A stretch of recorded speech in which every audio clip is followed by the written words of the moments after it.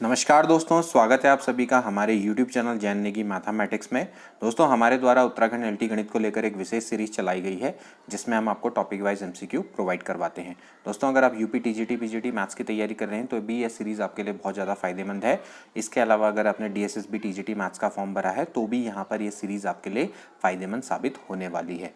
दोस्तों, अगर आपने अभी तक हमारे चैनल को सब्सक्राइब नहीं किया है तो इसको ज़रूर सब्सक्राइब करें, और अगर सब्सक्राइब कर लिया है तो बेल नोटिफिकेशन को दबाना ना भूलें, क्योंकि अभी दोस्तों चैनल नया है और ज़्यादातर बच्चों के मुझ पर मैसेज आए कि भाई सर आपकी वीडियो आती है और हमें पता ही नहीं लग पाता है।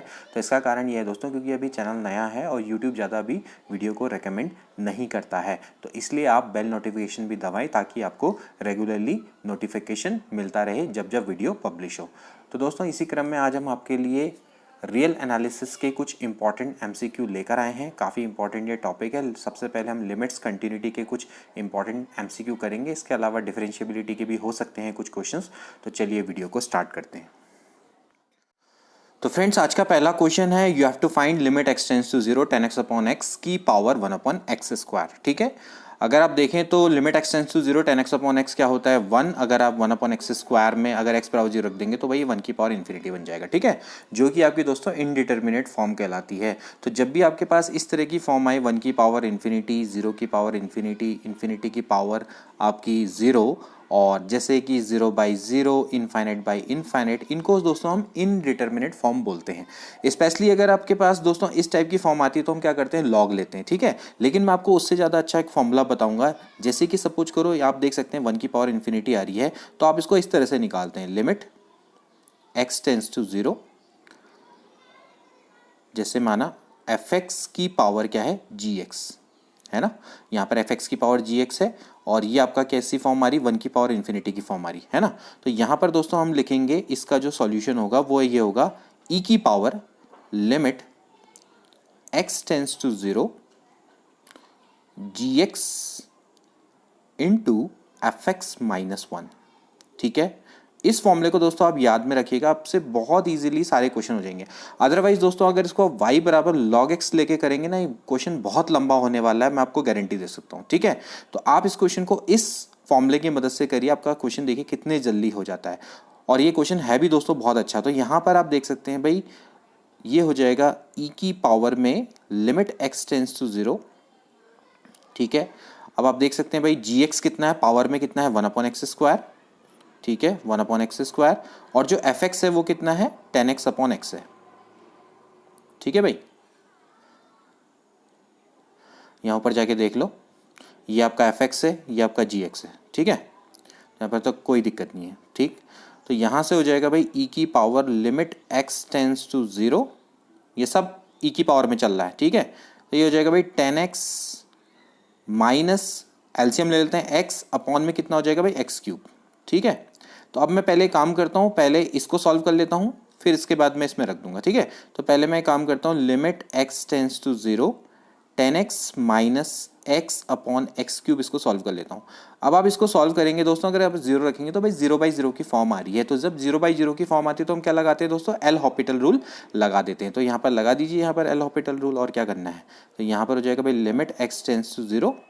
ठीक है, 10x का डिफरेंशिएशन क्या हो जाएगा, सेक स्क्वायर एक्स, ऊपर नीचे डिफरेंशिएट कर देते हैं, यहाँ पर -1 अपॉन ये हो जाएगा भाई 3x स्क्वायर। ठीक है, अब इसके बाद सेक स्क्वायर एक्स -1 दोस्तों क्या होता है, ये होता है भाई 10 स्क्वायर एक्स। तो यहाँ पर हो जाएगा भाई 10 square x upon x square, और बाहर से आप 1/3 इधर ले लो बाहर। ठीक है, अब आपको पता है भाई 10x अपॉन एक्स का होल स्क्वायर इसको लिख सकते हैं। ठीक है, तो लिमिट 10x अपॉन एक्स का होल स्क्वायर इसको लिख सकते हैं। आपको पता है लिमिट इसके अंदर घुस जाएगी, तो यहाँ पर limit 10x upon x x tends to 0 क्या होता है 1 होता है। तो यानी इसकी वैल्यू कितनी आ गई दोस्तों 1/3। तो एक्चुअली जो आंसर आया वो कितना आया दोस्तों, यहाँ पर आपने क्या करना पड़ेगा, इसकी जगह पे 1/3 रखना पड़ेगा। तो यहाँ पर जो दोस्तों आंसर आ जाएगा वो कितना आ जाएगा, e की पावर 1/3। तो e की पावर 1/3 इसका राइट आंसर है। ठीक है, तो देखा जाए तो ऑप्शन नंबर सी आपका राइट है। ठीक है, आप चाहें तो इसको बराबर y लिखना और y बराबर आप बोथ साइड लॉग लेना, और फिर आपको पता लग जाएगा कि ये क्वेश्चन कितना लंबा है। ठीक है, तो इस टेक्निक को आप जरूर याद रखें, जो मैंने आपको फॉर्मूला बताया है, इस टेक्निक की मदद से आप बहुत जल्दी आप इन क्वेश्चंस को सॉल्व कर पाएंगे। नेक्स्ट क्वेश्चन, फलन एफ एक्स बराबर है 1/2 माइनस साइन 3x, एक्स की वैल्यू माइनस इन्फिनिटी से लेकर इन्फिनिटी तक है, इसकी परास है यानी इसकी रेंज निकालनी है। ठीक है, रेंज ऑफ अ फंक्शन आपको निकालनी है। तो कैसे निकालेंगे, काफ़ी अच्छा और सिंपल क्वेश्चन है। और देखिए पीजीटी परीक्षा 2005 में आए हुए, जितने भी क्वेश्चन है सब पूर्व परीक्षा में आए हुए, तो उसको आप किस तरीके से करेंगे। सबसे पहले तो आप देखिए साइन पर जाइए। देखिए साइन की आपको पता है भाई, साइन की जो रेंज होती है वो कितनी होती है, चाहे 3x हो चाहे nx हो, इसकी रेंज हमेशा किसके बीच में लाई करती है, -1 से लेके 1 में। ठीक है, आप हमेशा इन क्वेश्चंस को इसी तरीके से सॉल्व करते हैं और देखते जाइएगा कि मैं कैसे करूंगा। ठीक, यहाँ पर हमेशा स्टार्ट करना, जब भी कोई ट्रिग्नोमेट्री फंक्शन दिया होता है उसी से स्टार्ट करना चाहिए। देखिए साइन 3x है, अब यहाँ पर आपको क्या बनाना है, 2 माइनस साइन 3x, तो पहले इसको माइनस से मल्टीप्लाई करो, तो ये कितना हो जाएगा 1। ये जो लेस का साइन है वो आपका क्या बन जाएगा, ग्रेटर का साइन बन जाएगा, तो यहाँ पर क्या आ जाएगा माइनस साइन 3x। ठीक है, ऐसा क्यों होता है, क्योंकि आपको पता है कि जब आप किसी भी नेगेटिव नंबर से मल्टीप्लाई करते हैं जो ग्रेटर है वो लेस बन जाता है। ठीक है, तो अब यहाँ पर आप क्या, अब आपको क्या चाहिए, 2 माइनस साइन 3x चाहिए, तो अब आप क्या करेंगे, 2 को ऐड कर देंगे। जब आप इसको 2 को ऐड करेंगे तो भाई 2 + 1 कितना होता है, 3, और यहाँ पर हो जाएगा भाई 2 माइनस साइन 3x, और ये हो जाएगा भाई 2 में से 1 गया 1। ठीक है, इसके बाद आपने क्या करना है दोस्तों, इसका रेसिप्रोकल निकालना है। अब जब आप इसका दोस्तों रेसिप्रोकल निकालेंगे तो फिर से आपके जो इनइक्वालिटी है उसका साइन चेंज हो जाएगा। कहने का मतलब है कि 3 ये लेस देन बन जाएगा 1/2 माइनस साइन 3x। ठीक है, लेस देन इक्वल्स टू 1। तो एक्चुअली यही दोस्तों आपका फंक्शन है, या इसको y मान सकते हैं, जिसकी आपको दोस्तों रेंज निकाली थी। अच्छा, मैंने एक चीज़ गलत कर दी यहाँ पर, इसको 1/3 भी तो करेंगे ना, आपने इसका क्या किया, रेसिप्रोकल किया, तो भाई 3 का उल्टा कितना हो जाएगा, 1/3, और 1 का उल्टा क्या हो जाएगा, 1 ही रहेगा। ठीक, तो यहाँ पर आप देख सकते हैं कि दोस्तों इसकी जो रेंज आएगी वो कितनी आएगी, 1/3 से लेके 1। ठीक है, और कैसा ब्रैकेट आएगा आपका, क्लोज ब्रैकेट आएगा। तो इस तरीके से दोस्तों इसका राइट आंसर कितना है, बी है। ठीक है, आप इसको हमेशा ध्यान में रखें। जैसे कि आप जानते हैं भाई 3 ग्रेटर देन 2 है, तो -3 क्या हो जाता है, लेस देन हो जाता है -2। ठीक है, सिमिलरली अगर आपका 3 ग्रेटर देन 2 है तो भाई 1/3 क्या हो जाता है, लेस देन 1/2 हो जाता है। ये दो नियम का हमने यहाँ पर प्रयोग किया है। इसके बाद next question, if limit x tends to infinity x² + 1/x + 1 minus ax minus b बराबर 0, then the value of a and b are. काफ़ी अच्छा क्वेश्चन है, देखिए कैसे करेंगे। देखिए आप पहले तो यहाँ पर लीजिए LCM। ठीक है, बिना LCM के यहाँ पर काम नहीं चलेगा। ठीक है, आप यहाँ पर देख सकते हैं कि ऊपर पावर ज़्यादा है, नीचे पावर कम है। ठीक है, तो यहाँ पर आप सबसे पहले क्या लीजिए, LCM लीजिए। यहाँ पर आप देखा जाए तो इन्फाइनाइट माइनस इन्फाइनाइट की फॉर्म आ रही, तो आप सबसे पहले क्या करेंगे, LCM लेंगे। ठीक, तो LCM लेंगे तो क्या हो जाएगा, ये हो जाएगा भाई x² + 1 और minus ax + b into x + 1। ठीक है, मैंने मतलब मल्टीप्लाई कर दिया डायरेक्टली अपॉन x + 1। ठीक है, और ये बराबर 0 है, ये आपको दिया हुआ है। ठीक है, तो देखिए अब यहाँ से इसको थोड़ा सॉल्व करिए। देखिए x² वाले टर्म एक साथ लीजिए। सबसे पहले हम x² से स्टार्ट करेंगे, x², तो अंदर बचेगा x² का यहाँ पर कोफिशिएंट है 1, तो ये बचेगा 1 माइनस a। ठीक है भाई, इसके बाद आप देख सकते हैं सिर्फ x वाले लीजिए। x वाले कौन कौन से हैं, ये आपका a और b। ठीक है, और इसके बाद आपके जो विदाउट x है। ठीक है, तो ये हो गया भाई प्लस b -1। ठीक है, जहाँ तक मेरा ख्याल है, एम आई राइट। ठीक है, तो यहाँ पर आपका कितना हो जाएगा, ax, ये आपका जो है कि 1 है, और एक आपका क्या बच जाएगा, एक b बच जाएगा। ठीक है, तो ये आपका कितना बच गया, 1 + b। ठीक है, इसके बाद अपॉन में ये हो जाएगा भाई कितना, x + 1। ठीक हो गया, इक्वल्स टू 0। ठीक हो गया। अब यहाँ से देखिए सबसे इंपॉर्टेंट चीज़ है, आप ये बताइए अगर यहाँ पर पावर है 2, यहाँ पर पावर है 1। ठीक है, आपने देखा होगा भाई limit x tends to infinity में अगर ऊपर पावर 1 ज़्यादा है, अगर पावर बराबर होती तब तो ठीक था, लेकिन पावर अगर ऊपर की 1 ज़्यादा है तो इसकी वैल्यू दोस्तों क्या आ जाएगी, इन्फिनिटी आ जाएगी। इसका मतलब ये वाला टर्म तो यहाँ होना ही नहीं चाहिए, है ना। तो ये टर्म कब नहीं होगा, जब यहाँ पर जो इसका कोफिशिएंट है वो क्या होगा, 0 होगा। तो यहाँ पर से एक चीज़ तो निकल कर आ गई दोस्तों कि ये वाला जो टर्म है ये आपका टर्म 0 होना चाहिए। ठीक है, तभी जाके दोस्तों इसकी वैल्यू 0 आ पाएगी, अदरवाइज इसकी वैल्यू 0 पॉसिबल नहीं है x² के यहाँ पर होते हुए। x² यहाँ पर से कैसे हटेगा, जब आपका 1 - a बराबर क्या हो जाएगा, 0। ठीक है, 1 माइनस ए बराबर 0, तो इसका मतलब हो गया भाई ए बराबर 1। ठीक हो गया। अब लेट सपोज करो मैं यहाँ पर रख देता हूँ, देखिए यहाँ पर से मैं इसकी वैल्यू रख देता हूँ, तो limit x tends to infinity, ये हो जाएगा भाई minus x a plus b plus 1 minus b upon x plus 1। अब तो भाई पावर ऊपर नीचे सेम हो गई, ठीक है। अब क्या करें, बराबर आ रहा है 0, तो अब आप एक काम करिए, इसको सॉल्व करिए, ठीक है। कई लोग इसको कोफिशिएंट कंपेयर से भी निकालते हैं, लेकिन मैं आपको सिंपली बोलूँगा कि सॉल्व करो। चलो, तो भाई limit x tends to infinity क्या करते हैं आप, एक्स को कॉमन ले लेंगे, ठीक है, और यहाँ से भी एक्स कॉमन ले लेंगे, यहाँ से भी ले लेंगे, तो क्या बच जाएगा भाई a plus b plus 1 minus b upon x, ठीक है, डिवाइड में ये हो जाएगा भाई 1 प्लस 1 अपॉन एक्स, ठीक है। नाउ ये बराबर 0 है। अब आप क्या करिए, x की जगह पे इन्फिनिटी रखिए, 1 अपॉन इन्फिनिटी क्या हो जाता है दोस्तों, 0 हो जाता है। तो यहाँ से ये हो जाएगा भाई, ये हो जाएगा आपका, देखिए ये वाला टर्म 0 हो गया, ये वाला टर्म आपका 0 हो गया, तो बचा क्या, माइनस ए प्लस बी, माइनस ए प्लस बी, इसकी वैल्यू तो माइनस ए प्लस बी आ रही, और ये बराबर क्या होना चाहिए दोस्तों, 0 होना चाहिए। तो इसका मतलब है कि भाई ऑफकोर्स ए प्लस बी क्या होना चाहिए, 0 होना चाहिए, ठीक है।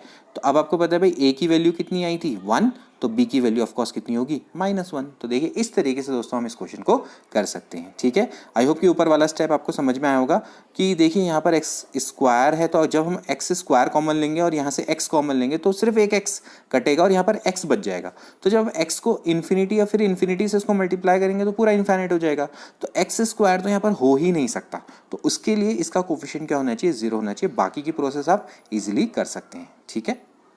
इसके बाद दोस्तों अगला क्वेश्चन आपके पास, द फंक्शन एफ एक्स बराबर है मॉड एक्स प्लस 3। आपको बताना है इन चार ऑप्शन में से कौन सा राइट है, continuous as well as differentiable on R, continuous on R but not differentiable anywhere on R, continuous on R but not differentiable somewhere on R, not continuous on R, ठीक है। काफ़ी अच्छा question है दोस्तों। जैसा कि आप जानते हैं वाई बराबर है मॉड एक्स, ठीक है। वाई बराबर मॉड एक्स का ग्राफ आप जानते हैं, वाई बराबर मॉड एक्स का ग्राफ दोस्तों ऐसा होता है, ठीक है, ये, ठीक। तो आप जानते हैं कि ये आपको ग्राफ कैसा दिख रहा है, कंटिन्यूस है, ठीक है। तो भाई वाई बराबर आपका जो मॉड एक्स प्लस 3 है, इसका ग्राफ भी तो दोस्तों कंटिन्यूस ही होगा ना। आप इसका ग्राफ बनाएंगे तो क्या होगा भाई, आपका ओरिजिन शिफ्ट हो जाएंगे, ठीक है। आप इसको मॉड एक्स माइनस 0 लिख सकते हैं, तो भाई इसके ओरिजिन कहाँ पर शिफ्ट हो गए, 0,3 पे, अभी यहाँ पर थे 0,0 पे, ठीक है। तो इसको आप बनाएंगे तो कैसा बनेगा, यहाँ पर होगा 0,3 और इस तरह से ग्राफ बन जाएगा ऊपर की ओर को, ठीक है। तो ये भी दोस्तों क्या है, कंटिन्यूस है, ठीक।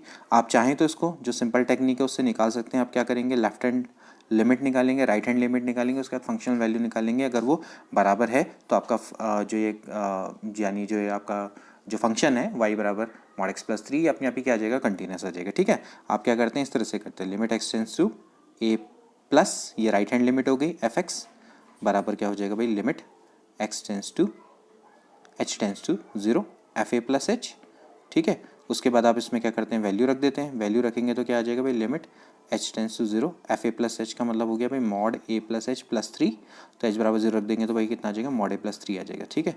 इसी तरह से आप क्या करेंगे, limit x tends to a minus निकालेंगे एफ एक्स, ठीक है, इक्वल्स टू आ जाएगा भाई लिमिट, ये हो जाएगा h tends to 0 f a minus h, ठीक है।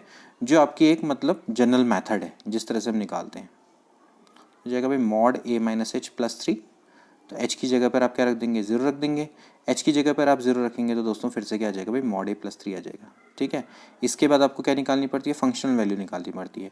तो फंक्शनल वैल्यू तो एक्चुअली क्या आएगी भाई, मॉड ए प्लस 3 आएगी, ठीक है। एक्स की जगह पर डायरेक्टली रख देंगे। तो आप देख सकते हैं कि भाई जो फंक्शनल वैल्यू है और आपकी जो लेफ्ट हैंड लिमिट है और राइट हैंड लिमिट तीनों बराबर आ गई, तो फंक्शन आपका क्या है, कंटिन्यूस है। अब चेक करनी है हमें डिफरेंशिएबिलिटी। डिफरेंशिएबिलिटी के लिए फिर से फंक्शन देखिए, फंक्शन है एफ एक्स बराबर है मॉड एक्स प्लस 3, ठीक है। अब मॉड एक्स प्लस 3 की जब हम बात करते हैं, इसको हम एक पॉइंट पे कंटिन्यूटीज की चेक कर सकते हैं, वो एक्स बराबर 0, ठीक है। तो पहले हम क्या करेंगे, लेफ्ट हैंड डेरिवेटिव और फिर उसके बाद चेक करेंगे राइट हैंड डेरिवेटिव 0 पर, ठीक है। तो लेफ्ट हैंड डेरिवेटिव कितना होता है, लेफ्ट हैंड डेरिवेटिव की जो वैल्यू होती है दोस्तों वो ये होती है, limit h tends to 0 f, क्योंकि 0 पे चेक करें तो 0 minus h minus f 0 upon minus h, ठीक है। ये इसकी वैल्यू होती है, इस तरह से हम इसको निकालते हैं, ठीक है। तो यहाँ पर से हो जाएगा भाई limit h tends to 0 f 0 minus h, कहने का मतलब है कि आपने क्या करना है, x की जगह पे 0 माइनस एच रख देना है, तो ये हो जाएगा भाई 0 माइनस एच यानी माइनस ऑफ मॉड एच, ठीक है। और माइनस इस पे अगर 0 रखेंगे तो कितना बचेगा, ये बचेगा सॉरी यहाँ पर +3 भी तो आएगा, है ना, +3 और फिर माइनस, और यहाँ पर कितना हो जाएगा भाई, आप 0 रख देंगे तो कितना आ जाएगा -3 अपॉन -h। तो 3 से 3 कटा, तो minus of mod H actually क्या हो जाएगा, मॉड एच यानी h upon -h that is -1, ठीक है। अब आप देख सकते हैं अगर आप राइट हैंड डेरिवेटिव निकालेंगे, तो इसकी वैल्यू कितनी होती है दोस्तों, limit h tends to 0 f0 plus h minus f0 upon h, ठीक है।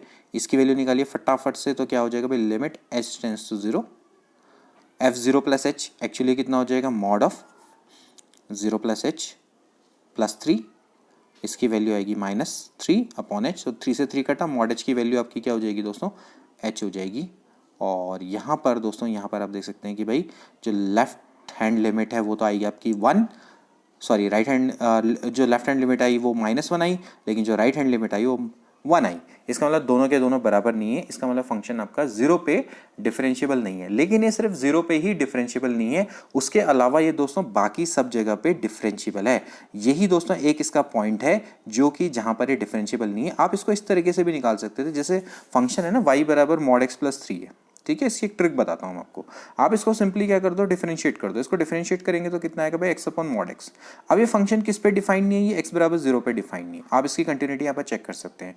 तो of course function is not continuous at x equals to 0। तो अगर ये कंटिन्यूस नहीं है x बराबर 0 पे, तो ऑफकोर्स ये क्या है आपका, डिफरेंशिएबल भी नहीं होगा। जो इसका ऊपर वाला फंक्शन था, ये वाला आपका दोस्तों क्या होगा, डिफरेंशिएबल नहीं होगा x बराबर 0 पे। ये एक टेक्निक है जिसको हम यूज करते हैं, ठीक है। ये तो मैंने आपको एक प्रॉपर जो पुरानी मेथड है, ओल्ड मेथड है, उसके हिसाब से मैंने बता दिया, जो कि क्लासिकल मेथड है जिसे हम सॉल्व करते हैं। अदरवाइज में हम तो क्या करते हैं, ग्राफ बनाते हैं और डायरेक्टली हम इसको डिफरेंशिएट करके चेक कर लेते हैं। तो यहाँ पर देखा जाए तो दोस्तों ये आपका क्या है, सिर्फ कंटिन्यूस है, कंटिन्यूस तो है लेकिन ये डिफरेंशिएबल नहीं है। Differentiable but not differentiable somewhere on R. कहने का मतलब है कि 0 पर आपका ये डिफरेंशिएबल नहीं है, उसके अलावा ये किसी पॉइंट पर आपका डिफरेंशिएबल होगा। आप देख सकते हैं इसको चेक करके, ठीक है। इसके बाद काफ़ी अच्छा question, period of sine hyperbolic x की आपको वैल्यू निकालनी है, आपको पीरियड निकालना है, ठीक है। आप सबसे पहले समझ लीजिए एक फंक्शन का पीरियड क्या होता है। मैंने पीरियडिक फंक्शन पर भी वीडियो बना रखी है, आप चाहे तो देख सकते हैं उसको। एफ ए प्लस टी, ठीक है। सपोज करो एक फंक्शन है, उसका पीरियड माना टी है, तो अगर वो उसका पीरियड है तो एफ ए प्लस टी बराबर एफ ए आना चाहिए, ठीक है। तो ये इसका क्या कहलाता है, पीरियड कहलाता है। जैसे साइन एक्स है, साइन एक्स का पीरियड आपका कितना होता है, 2 पाई होता है, क्योंकि साइन 2 पाई प्लस एक्स बराबर क्या हो जाता है आपका दोस्तों, साइन एक्स हो जाता है, ठीक है। यहाँ पर आप मिनिमम वैल्यू लेंगे, देखिए 4 पाई भी होता है, लेकिन आप 4 पाई से पहले आपका क्या होता है, साइन 2 पाई प्लस एक्स पे दोबारा से साइन एक्स आ जाता है। तो कहने का मतलब है कि आप इसमें मिनिमम वैल्यू लेंगे, ठीक है। तो यहाँ पर भी दोस्तों आपको साइन हाइपरबोलिक एक्स का निकाला। अब साइन हाइपरबोलिक एक्स का कैसे निकालेंगे, इसको हम दोस्तों थोड़ा अलग तरीके से निकालेंगे, क्योंकि ये हाइपरबोलिक फंक्शन है। तो लेट साइन हाइपरबोलिक एक्स बराबर हम जानते हैं भाई, इसकी जो वैल्यू होती है वो होती है ई की पावर एक्स प्लस ई की पावर माइनस एक्स, मतलब माइनस में होती है, ठीक है। ई की पावर एक्स माइनस ई की power minus x divided by 2, ठीक है, डिवाइडेड बाई 2, ये इसकी वैल्यू होती है, ठीक है। तो अब कहने का मतलब ये है कि अगर मैं इसका पीरियड निकालने बैठूंगा तो दोस्तों यहाँ पर ये होना चाहिए कि साइन हाइपरबोलिक एक्स प्लस क्या होना चाहिए, टी, यही होना चाहिए, ठीक है। यानी कि sine hyperbolic x plus T बराबर क्या होना चाहिए, साइन हाइपरबोलिक एक्स आना चाहिए। तो मुझे क्या करना पड़ेगा, इसकी टी की वैल्यू को निकालना पड़ेगा। तो इसमें मैं आपको एक काम करता हूँ, एक्स की जगह पर आप क्या रख देता हूँ, यहाँ पर से एक्स की जगह पे मैं क्या रख देता हूँ, एक्स प्लस टी रख देता हूँ, ठीक है। इस तरह से मैं रख सकता हूँ, ठीक, डिवाइडेड बाई 2, ठीक है। तो यहाँ से दोस्तों अगर आप इसको सॉल्व करें तो ये हो जाएगा भाई, अच्छा यहाँ पर सॉरी मैंने यहाँ पर प्लस एक्स लिख देता हूँ, आप इसको समझ जाइए, ठीक। एक सेकेंड मैं यहाँ पर देख लेता हूँ, माइनस एक्स है ना, तो ये हो जाएगा आपका कितना, माइनस टी प्लस एक्स, ठीक है। अब आप इसको सॉल्व करिए, देखिए ये हो जाएगा भाई ई की पावर एक्स इंटू ई की पावर टी माइनस ई की पावर माइनस टी इंटू ई की power minus x divided by 2, ठीक है। तो भाई यहाँ से ये वैल्यू साइन हाइपरबोलिक एक्स के बराबर कब आएगी दोस्तों, जब ये दोनों क्या होंगे, 1 के बराबर होंगे। यानी कि e की पावर t भी 1 होना चाहिए और e की पावर माइनस टी बराबर भी 1 होना चाहिए। ठीक है, तो कहने का मतलब है दोस्तों कि ये ऐसी कौन सी वैल्यू हो सकती है कि जिसमें दोनों के दोनों 1 हो जाए, यानी t की ऐसी क्या वैल्यू हो सकती है दोस्तों। अगर t की जगह पे मैं अगर 2 पाई आई रख दूँ, ठीक है, 2 पाई आई रख दूं, तो देखिए e की पावर आई 2 पाई यानी कॉस 2 पाई प्लस आई साइन 2 पाई, इसकी वैल्यू भी 1 होती है। और e की पावर माइनस 2 पाई आई, इस पे भी वैल्यू क्या होती है, 1 होती है। ठीक है, आप चेक कर सकते हैं। तो तभी जाके दोस्तों ये क्या बनेगा आपका, एक कह सकते हैं इसकी वैल्यू क्या आएगी, साइन हाइपरबोलिक एक्स आएगी, जब ये दोनों के दोनों 1 के बराबर होंगे। तो अब ऐसा नहीं कि आप टी की जगह पे 0 रख दो, तो टी के बराबर 0 रख देंगे तो वो नहीं कहलाएगा पीरियड। ठीक है, यहाँ पर 0 नहीं हो सकता पीरियड। तो यहाँ पर आपकी जो 0 रखेंगे भाई, 0 पे आ सकती है 1, या फिर आप इसके बाद जो अगला होगा वो आप क्या रखेंगे, 2 पाई आई रखेंगे, तभी जाके क्या हो सकती है, इसकी वैल्यू 1 आ सकती है। ठीक है, तो इस केस में आप देख सकते हैं कि भाई जो इसका पीरियड है वो कितना निकल के आया, 2 पाई आई निकल के आया। तो 2 पाई आई इसका राइट आंसर है। ठीक है, जैसे आप जानते हैं यूलर फॉर्मूला क्या कहता है भाई, e की पावर आई थीटा बराबर क्या होता है, कॉस थीटा प्लस आई साइन थीटा। ठीक है ना, तो यहाँ पर जो e की पावर t है, e की पावर t 1 कब होगा, जब t की जगह पे आप 2 पाई आई रखेंगे। तो आई e की पावर आई 2 पाई का मतलब कॉस 2 पाई प्लस आई साइन 2 पाई, कॉस 2 पाई तो 1 होता है, साइन 2 पाई 0 हो जाता है। इसी तरह से e की पावर माइनस 2 पाई आई, वो भी वही होगा, cos 2 pi minus sine sine 2 pi, sine 2 pi वाला 0, कॉस 2 पाई वाला 1। तो इस तरीके से इसको करते हैं। ठीक है, तो देखिए दोस्तों आप इस क्वेश्चन को किस तरीके से करेंगे। लेट फंक्शन है, आपको दोनों कंटिन्यूस फंक्शन है, आपको वैल्यू ऑफ इंटीग्रल निकालनी है आई बराबर। ठीक है, अब देखिए इस क्वेश्चन को हम किस तरीके से करते हैं। देखिए एज वी नो दैट भाई, हमें पता है कि भाई इंटीग्रेशन ए से लेकर b f x d x, इसको मैं लिख सकता हूँ दोस्तों a से लेकर b एफ ए प्लस बी माइनस एक्स लिख सकता हूँ। ठीक है, यहाँ पर हमने दोस्तों इसी कॉन्सेप्ट का यूज़ करना है। ठीक, तो आप एक काम करेंगे, यहाँ पर आप क्या करेंगे, x की जगह पे a plus B minus X करेंगे, यानी कि minus pi by 2 plus pi by 2 minus X लिखेंगे x की जगह पे। ठीक है, यानी x की जगह पर आपने ये लिखना है, तो x की जगह पर आपने लिखना क्या एक्चुअली, माइनस एक्स। तो देखिए क्या हो जाएगा, यहाँ पर से i बराबर हो जाएगा माइनस पाई बाई 2 से लेकर पाई बाई 2। ठीक है, क्योंकि ये फंक्शन आपको ऑलरेडी कंटिन्यूस दे रखा है तो आप ऐसा कर सकते हैं। ठीक है, तो यहाँ पर आपका x की जगह पे क्या हो जाएगा, माइनस एक्स, तो ये क्या बन जाएगा, एफ एक्स। ठीक है, और ये दोस्तों क्या हो जाएगा आपका, ये हो जाएगा भाई g of minus X minus G of x.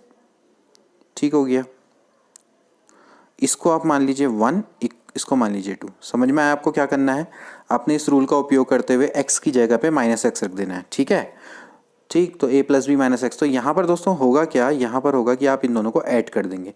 जब इन दोनों को ऐड करेंगे दोस्तों, तो यहाँ पर दोस्तों आप देख सकते हैं कि ये और ये तो इनमें कॉमन है। ठीक है भाई, ये और ये दोनों तो कॉमन है, तो बचेगा क्या एक्चुअली, बचेगा क्या अंदर, ये आ जाएगा भाई माइनस पाई बाई 2 से लेके पाई बाई 2। ठीक है, f minus X plus F x, ये तो आपका आ गया कॉमन। तो अंदर दोस्तों बच जाएगा g of x minus of g minus X plus g of minus X minus of G X. ठीक हो गया, ये अंदर बच जाएगा दोस्तों। ठीक है, या फिर आप चाहते हैं यहाँ से माइनस भी कॉमन ले सकते, तो ये माइनस आई हो जाता। ठीक, तो आप देख सकते हैं कट जाएगा, तो एक्चुअली इसकी वैल्यू कितनी आ जाएगी, 0 आ जाएगी, क्योंकि यहाँ पे 0 हो गया। या फिर आप चाहते हैं यहाँ से माइनस कॉमन ले लेते, तो आई बराबर क्या हो जाता, माइनस आई। दूसरा तरीका, आई बराबर हो जाता माइनस आई, तो भाई 2i बराबर 0, तो i बराबर 0। ठीक, तो आप देख सकते हैं यहाँ पर। ठीक, तो इस तरीके से भी आप इसको सॉल्व कर सकते हैं। तो आप इसको ऐसे कर लीजिए, कोई दिक्कत नहीं है। g ऑफ माइनस एक्स से कट जाएगा, तो ये तो हो गया भाई 0, तो 0 इंटू आप कुछ भी करो तो 0 ही आने वाला है, तो ऑफकोर्स इसकी वैल्यू क्या आ जाएगी, 0, तो 2i बराबर 0। या फिर आप माइनस कॉमन लेते हैं और यहाँ पर से माइनस आई हो जाता, तो इस तरीके से भी कर सकते हो, तो कैसे भी कर लो। ठीक, तो यहाँ पर आपका दोस्तों इसका यही रोल था कि ये फंक्शन आपका कंटिन्यूस है, तो आपको वैल्यू ऑफ इंटीग्रल निकालनी थी, तो आपने इस तरीके से इसको निकाल सकते हैं। ओके, नेक्स्ट क्वेश्चन जो कि प्रॉपर आपका लिमिट पर आ गया। आपको फंक्शन दे रखा है, x की वैल्यू जब लेस देन 2 है, x बराबर 2 पे दे रखी है, x इज ग्रेटर देन 2, तो आपको बताना है कि फंक्शन क्या है, इस पे कंटिन्यूस है नहीं है। अब आप चेक कर लीजिए। ठीक है, तो चलो चेक करके देख लेते हैं क्या है भाई। सबसे पहले आप क्या निकालेंगे दोस्तों, left hand limit. Left hand limit क्या हो जाएगा, x tends to 2 minus F x. ठीक है, तो आप इसको एक तरीका करिए, देखिए शॉर्ट तरीका इसका क्या होता है भाई, 2 माइनस, जब 2 से वैल्यू इसकी लेस है तो 2 से वैल्यू जब लेस है तो इसकी वैल्यू कितनी है 5/2 माइनस एक्स, ठीक है। वो एच के झाड़ में पढ़ो ही मत, ठीक। जब यहाँ पर आप 2 माइनस एच रखोगे फिर यहाँ पर 2 माइनस एच रखोगे तो छोड़ो, आप सिंपली ये देखो कि भाई 2 माइनस यानी 2 से पीछे, तो भाई 2 से पीछे पे इसकी वैल्यू कितनी 5/2 एक्स, तो यहाँ पर लिमिट एक्स टेंड्स टू 2 रख दो भाई 5/2 माइनस एक्स, एक्स की जगह पे 2 रख दो भाई, कितना हो जाएगा 5/2 माइनस 2 दैट इज 1/2, ठीक हो गया। तो भाई ये तो आ गई आपकी लेफ्ट हैंड लिमिट, ठीक। इसी तरह से आप क्या निकालेंगे, राइट हैंड लिमिट। चलो राइट हैंड लिमिट निकालो। राइट हैंड लिमिट में क्या होता है भाई, limit x tends to 2 plus यानी 2 के आगे से, तो इसकी वैल्यू क्या हो जाएगी भाई, लिमिट एक्स टेंड्स टू 2 लिख देंगे यहाँ पर, 2 से आगे जब ग्रेटर देन 2 है तो कितना है भाई x माइनस 3/2 है, ठीक है भाई। तो यहाँ पर से लिमिट एक्स टेंड्स टू 2 पे आप रखिए, यहाँ पर से हो जाएगा भाई 2 माइनस 3/2, 2 माइनस 3/2 करते हैं तो 2 जब 4 आता है, 4 में से 3 जाता है तो 1/2 आता है। लेफ्ट हैंड लिमिट और राइट हैंड लिमिट तो दोनों बराबर आ गई। अब देखते हैं फंक्शन पे वैल्यू, लेकिन फंक्शन पे जो इसकी वैल्यू है f2 दोस्तों ये दे रखी है 1, ठीक है। f2 दे दी आपको 1, होनी क्या चाहिए थी आपकी, ये भी 1/2 के बराबर आनी चाहिए थी। तो भैया लेफ्ट हैंड लिमिट और राइट हैंड लिमिट तो बराबर हैं लेकिन फंक्शन वैल्यू बराबर नहीं है, तो ये डिसकंटिन्यूअस है, ठीक है ना। और किस तरह की डिसकंटिन्यूटी है, ये रिमूवल डिसकंटिन्यूटी है। जब लेफ्ट हैंड लिमिट और राइट हैंड लिमिट बराबर होती है और फंक्शनल वैल्यू बराबर नहीं होती तो इसको रिमूवेबल डिसकंटिन्यूटी बोला जाता है। हम इसको क्या कर सकते हैं, डिसकंटिन्यूअस से कंटिन्यूअस बना सकते हैं, इसलिए इसको रिमूवेबल डिसकंटिन्यूटी बोला जाता है। हम यहाँ पर f2 बराबर अगर 1/2 बना दे तो कंटिन्यूअस बन जाएगा, ठीक है ना, क्योंकि ये डिसकंटिन्यूटी हटाई जा सकती है इसलिए इसको रिमूवेबल डिसकंटिन्यूटी बोलते हैं। तो वैसे देखा जाए तो एक डिसकंटिन्यूअस है, तो यहाँ पर आपका क्या है, इसका राइट आंसर क्या होगा, function is discontinuous at x = 2 पर, ये इसका राइट आंसर है। इसके बाद अगला क्वेश्चन काफी सिंपल है, let f be a function defined on f a से लेकर a प्लस h जहाँ h इज ग्रेटर देन 0, तो पहली condition f should be continuous on closed interval a से लेकर h, f should be derivable on a से लेकर a plus h, then there exist एक थीटा एग्जिस्ट करेगा जिसकी वैल्यू 0 से लेकर 1 होगी, तो एफ ए प्लस एच बराबर होता है F A plus H into F dash A plus theta H. इसको हम कौन सा नियम बोलते हैं दोस्तों, इसका कौन सा नियम है, ये टेलर थ्योरम है, ठीक है। आप इसको याद कर सकते हैं, बहुत सिंपल है, रोल्स थ्योरम है नहीं, न्यूटन थ्योरम, लैग्रेंज थ्योरम में कोई भी नहीं है, ये आपका कौन सा कहलाता है, टेलर थ्योरम कहलाता है। तो इसका राइट आंसर हो गया टेलर थ्योरम, ठीक है। इसके बाद अगला प्रश्न, the value of limit x tends to 0 e की power x minus 1 plus X upon x square. बहुत सिंपल सा क्वेश्चन है दोस्तों, आप यहाँ पर x की जगह पे 0 रखेंगे तो यहाँ पर x की e की पावर 0 कितना आएगा 1 माइनस 1 अपॉन 0, यानी कि 0/0 की दोस्तों ये फॉर्म आ रही है, ठीक है। जब ये 0/0 की फॉर्म आती है तो हम कौन सा ये रूल का उपयोग करते हैं, एल हॉपिटल का यूज करते हैं। हम ऊपर नीचे क्या कर देंगे, इसमें डिफरेंशिएट कर देंगे विद रिस्पेक्ट टू x। आप इसको डिफरेंशिएट कीजिए, बहुत सिंपल सा क्वेश्चन है। e की पावर x का डिफरेंशिएट क्या हो जाएगा, e की पावर x 1 का हो जाएगा 0 और x का कितना हो जाएगा 1, तो e की पावर x माइनस 1 अपॉन कितना आ गया भाई 2x, ठीक है। अब आप देखें तो ये सीधा सीधा रूल है, e की power x minus 1 upon x limit x tends to 0 1 होता है, ठीक। अगर नहीं आता तो कोई बात नहीं, दोबारा से आप इसमें x बराबर 0 रख दो तो क्या होगा भाई, फिर से क्या आएगी भाई 0/0 की फॉर्म आ जाएगी, तो फिर से आप लगा दो अगर आपको बना रूल नहीं आता है तो, ठीक है। अदरवाइज ये आपका रूल ही होता है, इसकी वैल्यू 1 होती है, ठीक है, limit x tends to 0। Differentiate करेंगे तो आ जाएगा भाई e की पावर x डिवाइडेड बाई 2, अब तो इसमें रख दो भाई 0 तो कितना आ जाएगा भाई 1/2, तो 1/2 इसका राइट आंसर है, तो बी वाला ऑप्शन बिल्कुल करेक्ट है। इसके बाद अगला question, the range of a real valued function. आपके सामने एक रियल वैल्यूड फंक्शन दिया हुआ है, आपको इसकी रेंज निकालनी है। रेंज और डोमेन क्या होता है, सबसे पहले जानते हैं डोमेन। डोमेन का मतलब क्या होता है, जो वैल्यू आप इस फंक्शन में रख सकते हैं, the set of all value which are permissible to the function, ठीक है। और जितनी वैल्यू है रखने के बाद जो वैल्यू आएगी फंक्शन पे हमने क्या कर दी भाई, जो आपकी परमिसिबल वैल्यू उसके ऊपर रखने के बाद जो फंक्शन की वैल्यू निकल कर आती है उसको हम रेंज बोलते हैं, ठीक है। तो अब आप सबसे पहले देखिए इसका डोमेन कितना है, मैं आपको डोमेन निकालना भी सिखा देता हूँ भाई। 9 माइनस एक्स स्क्वायर है, 9 माइनस एक्स स्क्वायर शुड भी क्या होना चाहिए, ग्रेटर देन इक्वल टू 0, क्योंकि ये स्क्वायर रूट के अंदर है तो स्क्वायर रूट क्या करेगा, नेगेटिव को वैल्यू को नहीं लेगा, ये सिर्फ पॉजिटिव या फिर 0 को ही अलाउड करेगा, that's why it is known as a permissible value, ठीक है। तो यहाँ पर से क्या हो जाएगा भाई, X square minus 9 should be less than equal to 0, तो x प्लस 3x माइनस 3 क्या होना चाहिए, should be less than equal to 0। फिर इसके बाद आप क्या करते हैं, नंबर लाइन बनाते हैं इस तरीके से। नंबर लाइन जब बनाएंगे तो आपको क्या मिलेगा, यहाँ पर मिलेगा 3, यहाँ पर मिलेगा -3 और ये आपका इन्फाइनाइट होता है, यहाँ पर माइनस इन्फाइनाइट। स्टार्ट हमेशा क्या करते हैं, राइट से करते हैं। तो ये आपका हो गया पॉजिटिव, ये हो गया नेगेटिव, ये वाला आपका कितना हो गया पॉजिटिव। तो आपको क्या चाहिए, लेस देन इक्वल टू 0, तो यानी -3 से लेके 3 के बीच में। ये तो दोस्तों है इसका डोमेन। अब बात करते हैं इसकी रेंज की। तो लेट मैं इसको कुछ देर के लिए क्या मान लेता हूँ, y मान लेता हूँ। ठीक है, तो भाई y बराबर आ जाएगा √9 - x²। ठीक है, y बराबर है √9 - x²। ठीक है, अच्छा अब आप एक चीज़ देखिए, y बराबर है √9 - x²। सबसे पहले तो आप यहाँ पर क्या करेंगे, x की वैल्यू को रखेंगे। अब आप चाहे -3 रखो, चाहे 3 रखो, या कोई भी वैल्यू रखो, y आपका एक रियल नंबर आएगा, यानी कि 9 - x² एक आपका एक रियल नंबर आएगा। और रियल नंबर का जो स्क्वायर रूट है वो कभी भी नेगेटिव नहीं हो सकता। तो y की वैल्यू हमेशा क्या रहेगी, पॉजिटिव। पहली बात तो आपको ये ध्यान में रखनी है कि y की वैल्यू हमेशा क्या रहेगी, ग्रेटर देन इक्वल टू 0 रहेगी, पहली बात। ठीक है, ये चीज़ आपका यहाँ पर ध्यान में रखना है कि y की वैल्यू कभी भी नेगेटिव नहीं हो सकती, क्योंकि square root of a real number is always positive. ठीक है, तो अब हम इसको आगे सॉल्व करेंगे। देखिए मैं क्या करूंगा, यहाँ से मैं x को सब्जेक्ट बना दूंगा। तो भाई y² बराबर कितना हो जाएगा, 9 - x²। अब फिर इसके बाद आप सेम स्टोरी करेंगे। सेम स्टोरी क्या हो जाएगी भाई, यहां से देखिए, यहां पर से ये हो जाएगा भाई x² बराबर हो जाएगा भाई 9 - y²। ठीक है, अब x² बराबर हो गया 9 - y²। As we know that कि भाई x बराबर हो जाएगा भाई x बराबर हो जाएगा, एक सेकेंड, x बराबर हो जाएगा भाई √9 - y²। ठीक है, तो जैसे कि मैंने बोला, इसकी भी परमिसेबल वैल्यू वही वाली होगी भाई, 9 - y² शुड भी क्या होना चाहिए, ग्रेटर देन इक्वल टू 0।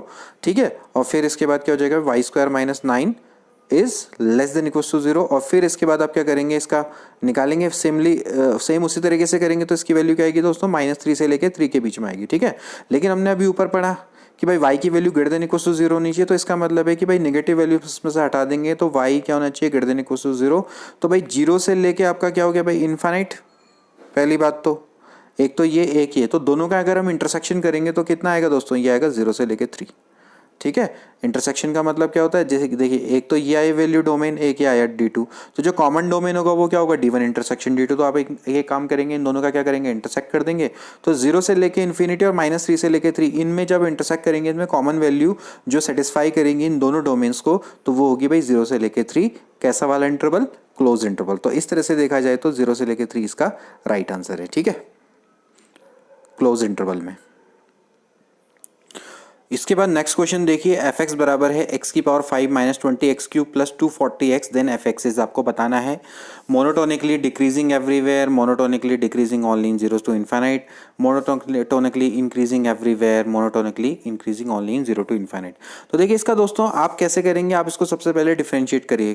क्या होता है रूल चेक करने का कि भाई आप पहले इसको आप डिफरेंशिएट करेंगे। डिफरेंशिएट की वैल्यू यानी f' की वैल्यू अगर ग्रेटर देन 0 आती है दोस्तों, तो ये क्या होता है, इंक्रीजिंग होता है। अदरवाइज अगर इसकी वैल्यू अगर लेस देन 0 आती है, तो अगर ये क्या होता है दोस्तों, डिक्रीजिंग होता है। ठीक है, उसके बाद हम क्या कर सकते हैं, अगर इसकी वैल्यू ना ही 0 आ रही, ना ही आपकी ग्रेटर देन 0 आ रही, ना ही लेस देन 0 आ रही, तो हम क्या करते हैं, इसको इंटरवल में चेक करते हैं कि किस इंटरवल में आपका इंक्रीजिंग है, किस इंटरवल में डिक्रीजिंग है। ठीक है, उसी को हम क्या बोलते हैं, मोनोटोनिकली इंक्रीजिंग या डिक्रीजिंग बोलते हैं। एक फंक्शन आपका क्या होता है, मोनोटोनिक होता है, तो अगर वो या तो मोनोटोनिकली इंक्रीजिंग होगा या फिर मोनोटोनिकली डिक्रीजिंग होगा। ठीक है, तो यहाँ पर एक फंक्शन अगर मोनोटोनिकली इंक्रीजिंग या डिक्रीजिंग है तो उसको मोनोटोनिक बोला जाता है। ठीक है, तो अब यहाँ पर से आप चेक करिए, पहले इसका आप डिफरेंशिएशन करिए तो कितना हो जाएगा, देखिए 5x की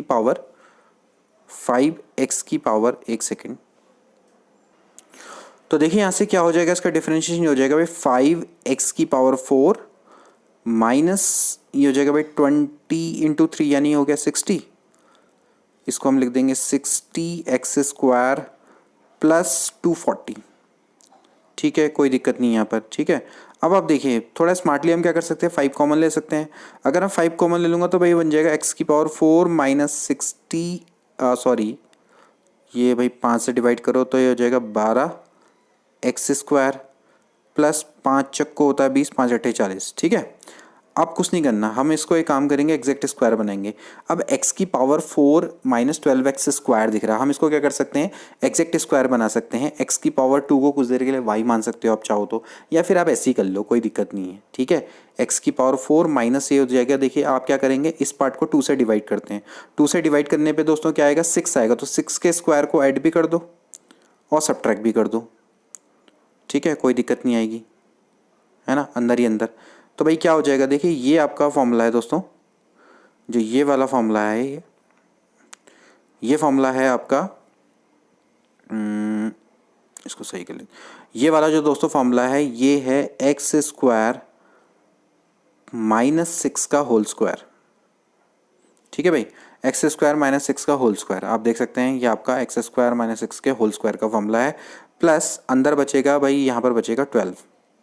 ठीक, तो अगर मैं 5 को मल्टीप्लाई कर दूं अंदर तो ये हो जाएगा भाई 5x स्क्वायर -6 का होल स्क्वायर प्लस 12 पंजे होता है 60। ठीक है, f'(x). तो आप यहाँ पर से देख सकते हैं दोस्तों कि f'(x) है, f'(x) की जो वैल्यू है it is always greater than equal to 60। Minimum value इसकी क्या हो सकती है आपको पता है, स्क्वायर की मिनिमम वैल्यू क्या होती है 0। तो अगर ये 0 भी हो जाएगा तो इसकी मतलब मिनिमम वैल्यू आप किसकी देख सकते हैं वो क्या है 60 है। सो इसका मतलब ये है कि दोस्तों ये f'(x) is always greater than 0। ठीक है ना, इट इज ऑलवेज पॉजिटिव। आप देख सकते हैं इसकी value greater than equal to 60 है, यानी कि इसकी मिनिमम वैल्यू 60 है। ठीक है, तो अगर इसकी मिनिमम वैल्यू 60 है तो ये हमेशा क्या रहेगा, पॉजिटिव रहेगा। तो अगर ये पॉजिटिव रहेगा तो ये क्या होगा दोस्तों, मोनोटोनिकली इंक्रीजिंग एवरीवेयर होगा। ठीक है, तो यहाँ पर से दोस्तों हम इस तरह से इसको निकाल सकते हैं। ठीक है, आई होप कि आपको ये कॉन्सेप्ट समझ में आया होगा। एक्स स्क्वायर -6 का होल स्क्वायर है, स्क्वायर की मिनिमम वैल्यू होती है 0। अगर आप यहाँ पर 0 भी रख देंगे तो भी इसकी मिनिमम वैल्यू 60 आएगी, 60 से ऊपर ही आएगी, 60 से नीचे नहीं आएगी।